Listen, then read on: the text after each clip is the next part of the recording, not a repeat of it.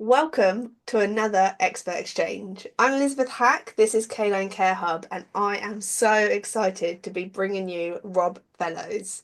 Now, I met Rob at the Awards for IPET Network back in January, and then I bumped into him again at the Natural Dog Expo that happened 2 weeks ago, which was brilliant, by the way. I Mm. absolutely promote it and say, come to the next one. Rob will probably be there, I assume. Probably. But Rob is brilliant because he is a Reiki practitioner and he is now providing courses and trainings for dog groomers, how to notice it on the dog grooming table, and for vet physios during their work too. So I said to him, Rob, please, please, may I bring you on so that I can pick your brains?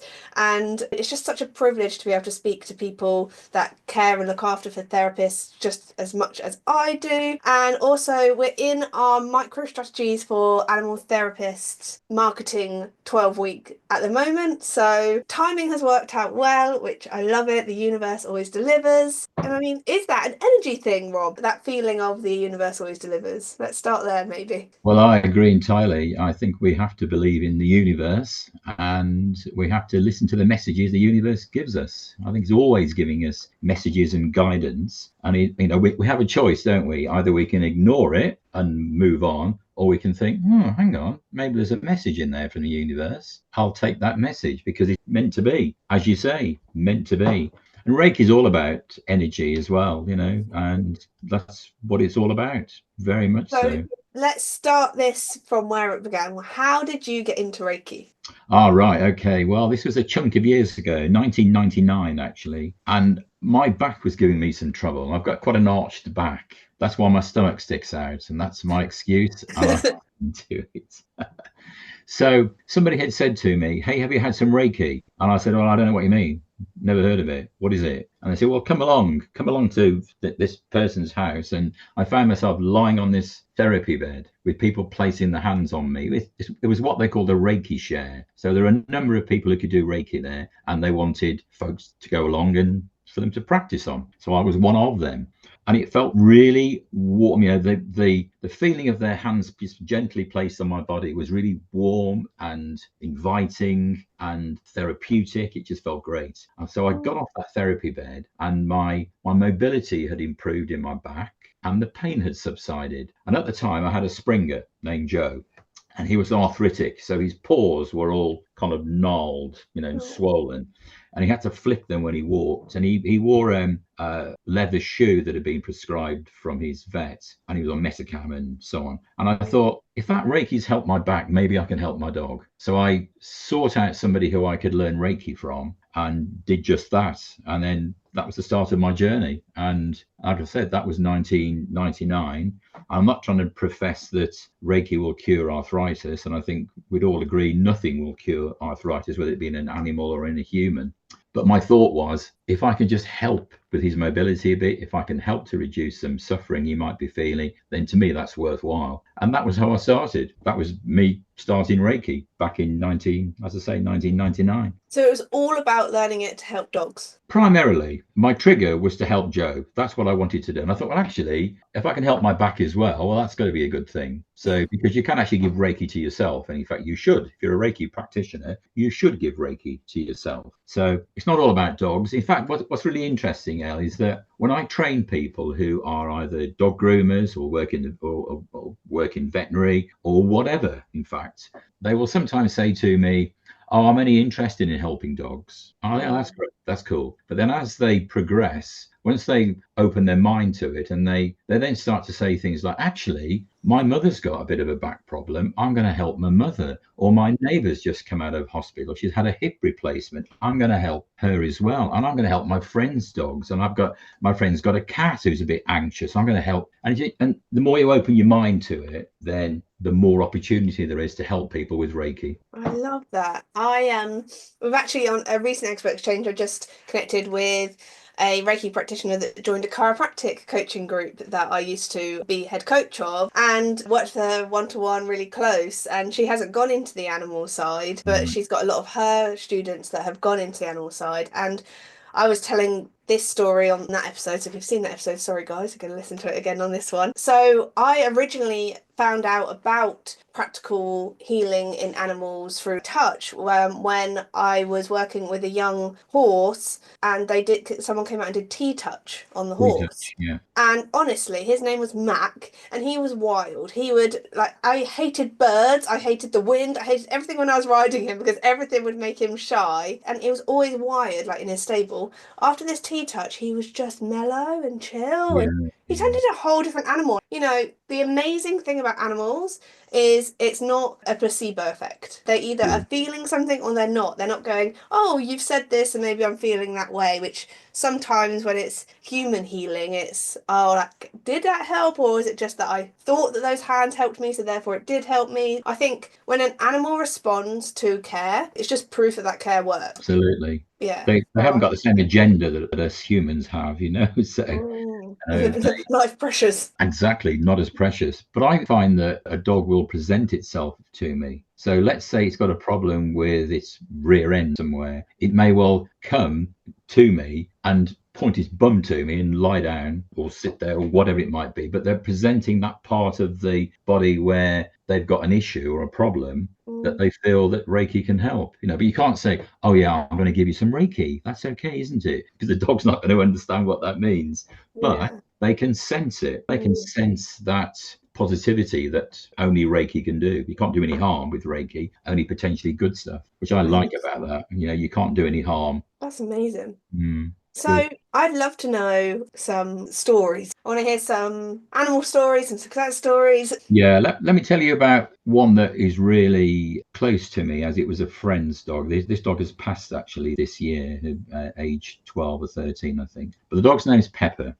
And when Pepper was born, she had a real heart problem. It was like pounding, and we all know that dogs' hearts beat faster than ours, but this was just like booming, and it was like, and she'd been told that if you weren't lucky here, then the heart could just literally explode, and the dog could just would die.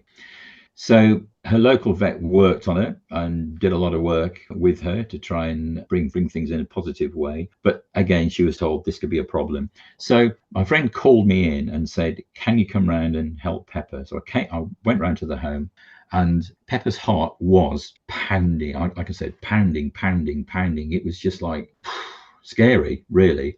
So I activated the Reiki, placed my hands on her heart, and I could actually feel her calming down. I could feel her heart slowing down. So I said to my friend, her name was Cheryl, her name is Cheryl, not was, is Cheryl. "Put your hand here, Cheryl. Can you feel how Pepper's heart's changing?" And she went, "Whoa, wow." And she just, so to me, that's a really powerful story.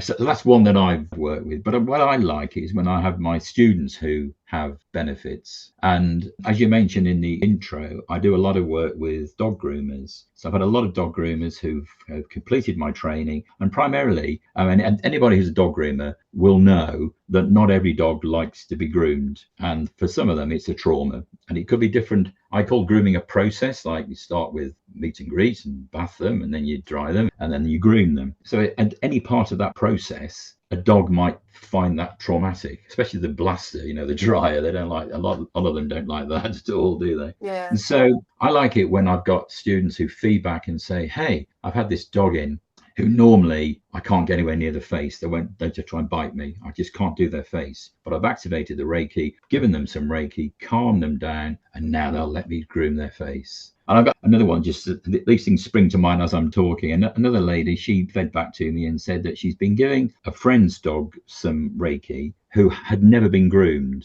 because it wouldn't accept going to a groomer. So she said, "Let me help." And so she just gave Reiki to the dog, no attempt to groom, just purely using Reiki techniques. And so much so now this dog is able to come in for grooming. These might sound like small wins, but I think they're huge, really. They are huge. Having had that experience on the grooming table myself, there was a little terrier called Timmy. His name was Timmy, and his owner had to muzzle him Timid. before. Was he timid? Timid.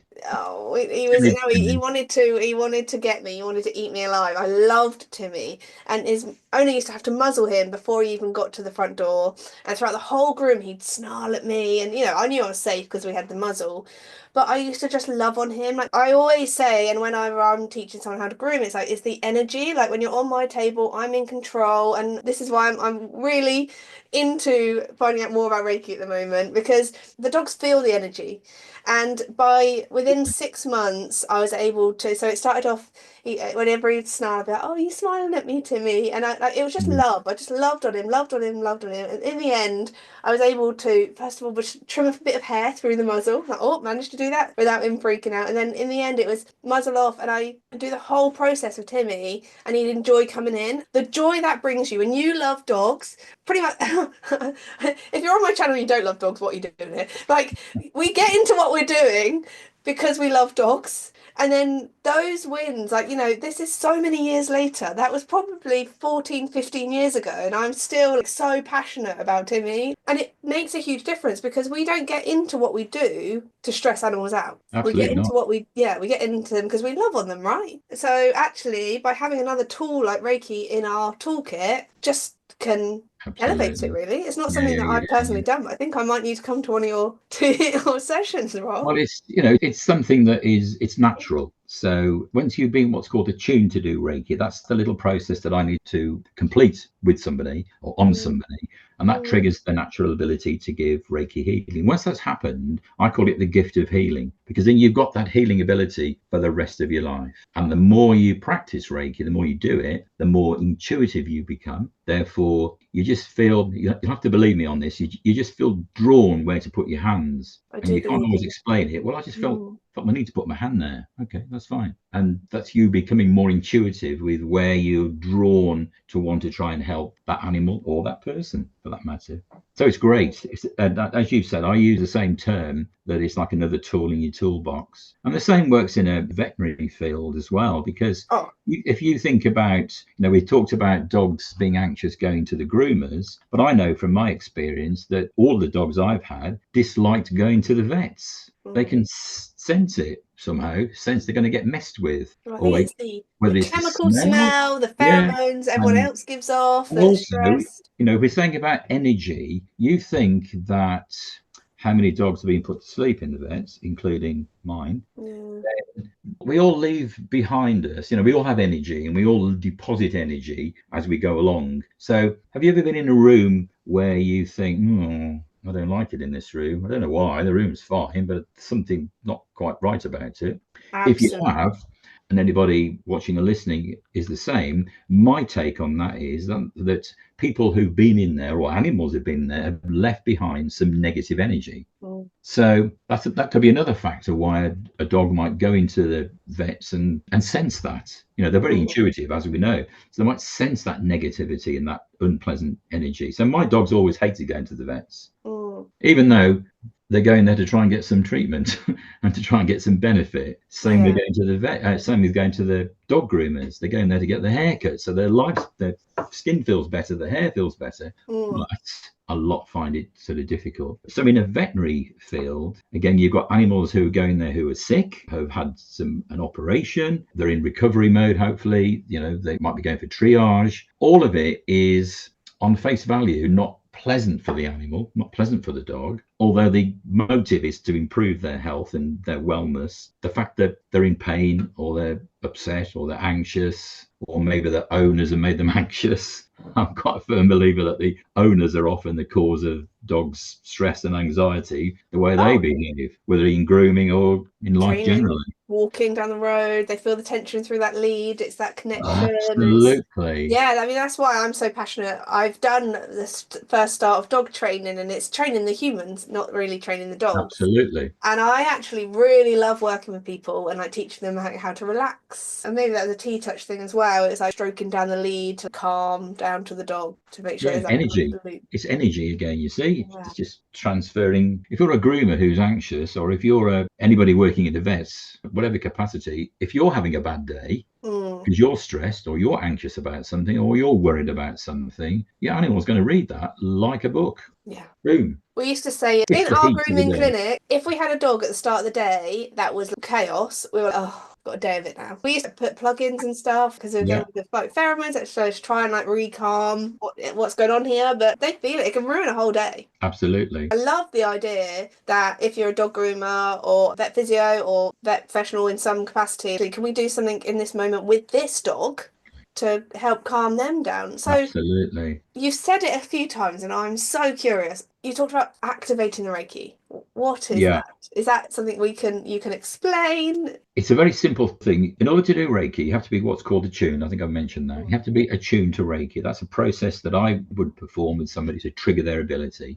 Then you activate it as simply as just saying to yourself, I want the Reiki to work. It's as simple as that. You just put your hands there. In fact, as I'm talking to you, I can feel it in my hands. It feels like my hands are pumping. I know that sounds ridiculous No, because, it because they're makes not, sense. but that's Yeah. the energy kind of coming through. Mm, And when I talk about Reiki, it tends to happen. yeah. It feels like it's flowing. That's Yeah. activating the Reiki. It's very straightforward and simple.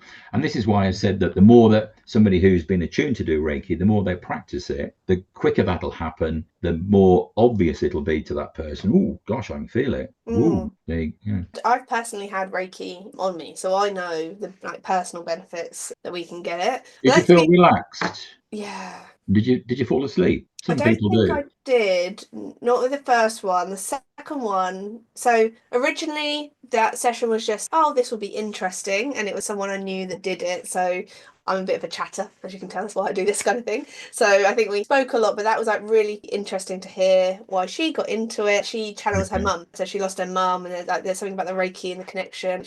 It's beautiful, it's amazing work, and it was fantastic. But the second time I had Reiki was when I'd just come through a very turbulent period of my life. I'd come back from Australia. I had an abusive relationship, just trying to get me back to me, trusting in myself. And I went to a lady that I thought was a white coat counselor, then turned out she did hypnotherapy, and then her husband did Reiki, and he did Reiki. And I had a weird lump under my arm, wasn't anything nasty. But after the Reiki, the lump went. And it's like he Okay. literally didn't touch me. So I am a big believer in it. It's something that I'm fascinated by. That's why I wanted to pick your brain. I said, let's not do this offline. Like, can you please come on so I can carry on Good. picking your brain so more people can hear Good. about it? I mean, is it something that's like well known now, or is it still an Well, area back that we in need to back in push? '99, when someone mentioned it to me, I'd not heard of it. I wasn't aware of it. But Mm, now, when I do a talk at a dog grooming event or animal related event, I always start by saying, "Who's heard of Reiki?" And virtually everybody will put their hand up. There'll be only a couple who've not really. And I said, and then I go on to say, "Who's actually received Reiki? Who's had Reiki, like mm, yourself, Al?" And mm. a fair chunk of people have experienced Reiki themselves. So yeah, very much more so. And of course, I've trained loads of people to do it. So they'll be telling their clients, they'll be promoting it, they'll be encouraging others, etc. It's just growing exponentially, I think. Yeah, that's brilliant because quite a lot of industries that do so much wellness for people and animals just aren't really that well known of, or are kind of looked at as woo-woo. What's that weird thing? I know. I try and make Reiki not woo woo. Some people can feel it's that way, but Yeah. I try and normalize it. Tell It's me more. because How? it's on the basis that I don't go down this woo woo speak. I don't speak woo woo about it. My website's not woo woo. I mean, I've seen some Reiki people's websites and they've got like hearts that spin around and I love you, this kind of thing. No, that's great. That's fine if that's your bag, but mine's straightforward and pragmatic and this is what it is and this is how it can potentially help and I I like don't that. make any false promises about it and that Mm. kind of thing. Keep it. So I like I say, keep it normal. In fact, I think wanting to help, whether it be a person or an animal, for a nice person, is a normal thing to want to do. So, for example, when you were a child, Elle, and you fell over, what would your parent do to you? Help me. Yeah. Well, hopefully they'd say you fell over and banged your knee. They might Oh, so rub we your kiss it knee. better. I do it with my 2-year-old now. Kiss There it you go. better. Well, you kiss it better, or you rub it, or hug, or Yeah. hold. So we have that natural instinct to want to be tactile and to want to touch. Yeah. Something like hands-on healing, which effectively is what Reiki is. I know you said this guy didn't touch you, but actually haven't got to physically touch. You Mm. can actually hover your hand Yeah. above the person and not actually touch them. I prefer the touch because it stops your arm aching. Frankly, if you're hovering your hand over somebody, holding a position for 2 minutes or so, and then moving on and so on and so forth, after a chunk of time, your arm aches. Mm. Feels really heavy. Your arm feels really heavy. So I prefer the touch, but you haven't got to be got Yeah. to touch. I mean, I'm sure he was just trying to be respective of the area because it's like Well, right he was near here. your boob, wasn't he? So I suppose you Yeah. don't want to be doing that. So that's fine. So you just hover there, and that's Yeah. absolutely fine. You will still draw the energy because people will call themselves a Reiki healer, but actually it's not quite true, really, because it's about promoting self-healing. So a Reiki practitioner will be a facilitator of the transfer of the energy that's all around us and Mm. transferring it to the recipient for the recipient to do what they will with that positive energy Mm. to encourage self-healing. That's kind of how it works. Yeah, I'm with you. I've spent a large chunk of my adult life now in the chiropractic space, so I'm all about that self-healing because I'm like, you're amazing. They're like, no, you're amazing. It's your body that did the Absolutely. Your healing. body. But it's pretty amazing to be honest. Yeah. And actually becoming a mum and creating life, like it's just mind-blowing how incredible we are at what, that baby develops and he does his thing. And obviously my influence was there, but there's so much that's in us. And then I think as you get older, sometimes you lose things and you get the stresses of life, the worries, the money, whatever it Yeah. is, and it makes us smaller. And then it's conversations like this that's, I think, it's just brilliant. We've got so much capacity to heal, to grow, to serve. Absolutely. And actually, by us learning and adding things to what we can do, actually, it just helps us serve and look after animals for even longer and prevent burnout and Absolutely. all that good stuff. Absolutely. That's And where especially my when it hasn't got to be complex and complicated. I mean, Reiki's dead simple. mm, It's easy to learn, easy to do, and you can't do it wrong. You can't get it wrong. Whereas with some treatment and modalities, you can actually do more harm than good if you're not mm, doing it quite right. But if you're not with trained. Reiki, Yeah. you say with massage or any kind Mm, of manipulation that you might be doing, if you do it wrong, and that those of you who are listening who are vet physios, you will know that if you don't do it right, you can do harm. mm. But with Reiki, you can't do any harm. If you have your hand in one position rather than another, it doesn't matter. Yeah. Whereas if you're manipulating in the wrong place, you can do more damage. Also, Reiki Mm. complements. So those who are physios, Reiki will complement your work. I was just So thinking that because I'm sure if the animal's more calm and more willing to be in the position you need them to be to use yeah, your amazing skills on them, then that's absolutely. just going to help that speed of care or healing Yeah, rate. yeah. Yeah. And you could be using a particular position and then think, I'm going to hold that position there and I'll stop physioing it now and I'll put some Reiki onto there now and then I'll If carry on. So you can mix and match it whilst you're doing your work. So it's not like, oh, I do that, therefore I don't need this, or I do that and I don't need the other. It's another tool in your toolbox. You actually said it. Yeah, Yeah, absolutely. For me, on the grooming table, what I love about what I do now is I go home to home and I take as long as I need with the dog. My thing is like they fall asleep on the table, like I love it. But actually, if I could use Reiki to calm that dog down a little bit quicker so that I'm able to get the groom done quicker, that means they can get off the table quicker as well. absolutely. I know a Yeah. lot of groomers will also agree that they can be battling inverted commas with a difficult dog that just won't keep still, fidgeting about. And so I can remember someone's Facebook post, a well-known groomer in the industry, saying, "How long does it take you to do the average groom?" And there was like a tick box thing, how many hours, and some were saying like 2.5 hours. And then it went on to say, "But how much of that time do you think is taken up dealing with a dog that's being awkward?" Mm. And it was a chunk of time, half an hour. Yeah, yeah. So if you can calm the animal either before the groom or at any point during the groom, that might just shave off that 30 minutes. And So then that's and be more pleasurable experience for the dog, less tiresome and less stressful for you as a groomer. You don't want to go home at the end of the day and sit in a dark room and rock. Well, no. Well, actually, if you've had a day like that and you can do Reiki, you can actually go into that darkened room, but put your hands on your head, not in despair, but to give yourself some Reiki to boost you after a busy day in the salon or a busy day in your practice. Yeah. So yeah. And then that could just help you be like a better mother, partner, whatever in your Yeah. other areas of your life. Yeah, indeed. Brilliant. You So, actually change when you do Reiki. You actually change, and with some people it can be quite dramatic. By that I mean you become nicer. I know nice is a non-word. I don't. Nice is a silly word really, but you become nicer, yeah. more accepting, more tolerant of things, and just generally calmer. And so your workplace can be calmer, whether it be a salon or your practice. That can become calmer because you're calmer and you instill that calm into the environment and into the recipients, i.e. the animals that you work with. And then at home, So, the atmosphere becomes better. So, for example, if you live with somebody who is stressed or anxious, or you'll know when they come in because the atmosphere changes in a heart.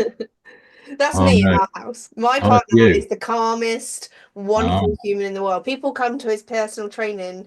It's actually the gym is in the garden, but people stay because it's almost like therapy. Because just being around him makes you a calmer, more like centered yeah. person. Whereas I'm the chaos. Oh, I'm that person that goes through the door like, oh. right. Well, maybe you need to do some work, El. What I was going to say, Rob, is I think we should get to the point where you can tell me how can I book on? How can we actually work with you, please? Right. Well, I run a variety of home learning Reiki training programs, and I take people from point zero to Reiki practitioner. And that's 2 levels of Reiki training and 2 qualifications, actually. Yeah. So, for those in your area of interest, your listeners and viewers, then there's Reiki practitioner, which includes Reiki for dog groomers. And I have Reiki practitioner, including Reiki for veterinary professionals. They're the titles that I call it. Yeah. So, what's involved there is there's home learning. So, you go at your own pace. And each of them are 2 qualifications. That's basically Reiki level 1 is a generic qualification. So both of them include that. But then they have specialist modules depending on your area of interest. So for the groomers, then there's how to give Reiki to a dog, and then how you can incorporate Reiki in your dog grooming practice.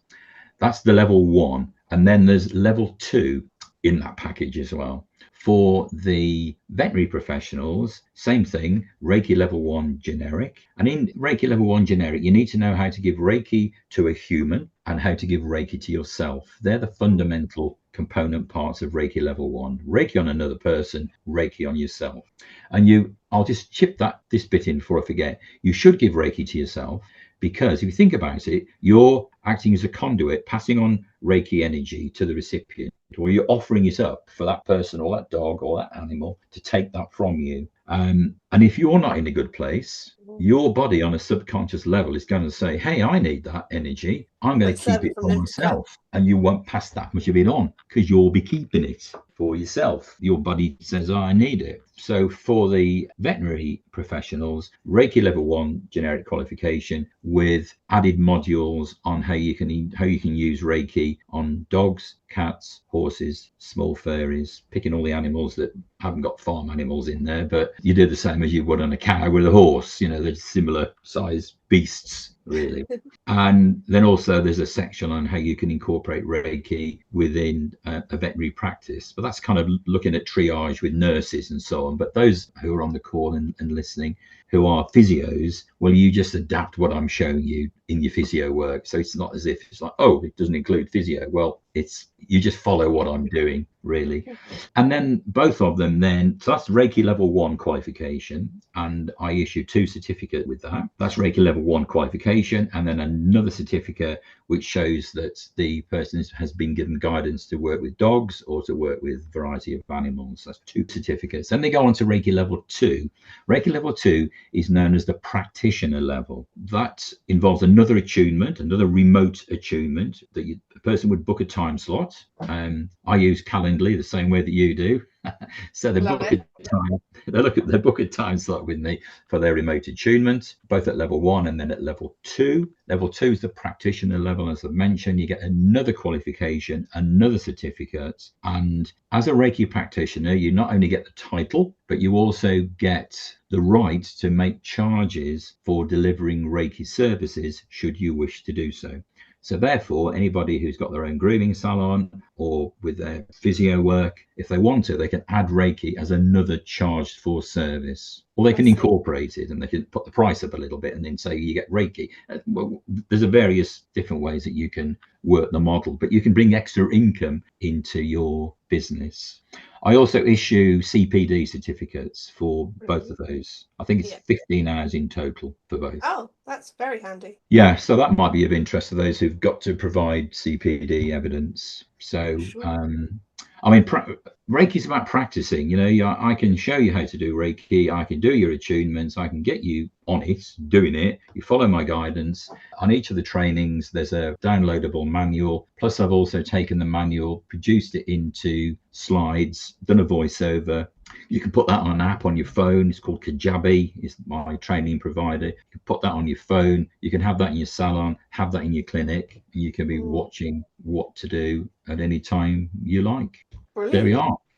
So they're the 2 routes that may be of interest to some of your clients. And where do we go to sign up to do that? How do you get it? You can get that by going to my website, robfellowsreiki.com. You can either go to /store, where it lists all the trainings, or by going onto the website, you'll see on the top menu, you can just choose. There's a drop down menu. There's a part that says Reiki for animals, and you click on it, drop down box appears, and then you pick Reiki for veterinary professionals or you pick Reiki for dog groomers. And that takes you to the actual descriptor page. Great long page, actually tells you everything that's included in with the training, and then you can click on and enroll from there. And then Brilliant. your journey with Reiki starts.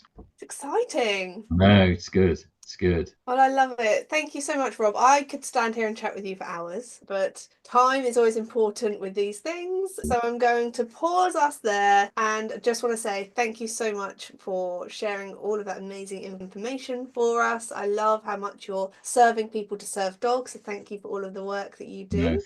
thank you. Well, thank you for And having me on your program. Look what I've got here on my desk. ooh, have you managed to start it yet? I've started. You have. Ooh, I have. thoughts? It's good. I'm enjoying it. Oh, I I, love I that. will continue it, Yeah, I'm and I'll looking forward to and your I'll feed back testimonial. to you. Oh, I'm chuffed. Thanks, Rob. And I'll be connected with you at the next event that we see each other at. Indeed. Hopefully so. Yeah. Thanks again. Cheers. Bye.